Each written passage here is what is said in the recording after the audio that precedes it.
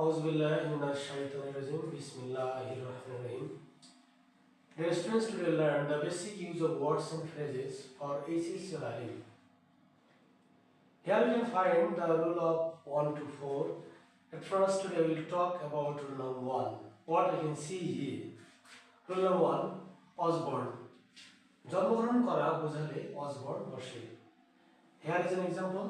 He was born in 1990. যেহেতু এখানে একটা আমরা সাল দেখতে পাচ্ছি আর জন্মগ্রহণ করা যাচ্ছে, এই জন্য এখানে আমরা অসবর্ন ব্যবহার করেছি। রুল নাম্বার 2, দে কোথাও কিছু থাকা বোঝাতে দে বসে। Example, they lived a king in a certain country. এবারকে আমরা দেখতে পাচ্ছি কোনো এক দেশে এক রাজা ছিলেন। যেহেতু কোনো জায়গা বোঝাচ্ছে, এই জন্য এখানে আমরা দে ব্যবহার করেছি।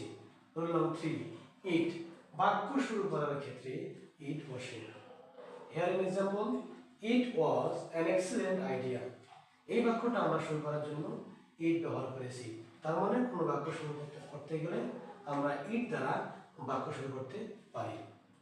Rule number 4, have to slash has to. কোনো কিছু অবশ্যই করতে হবে এমন বোঝায়।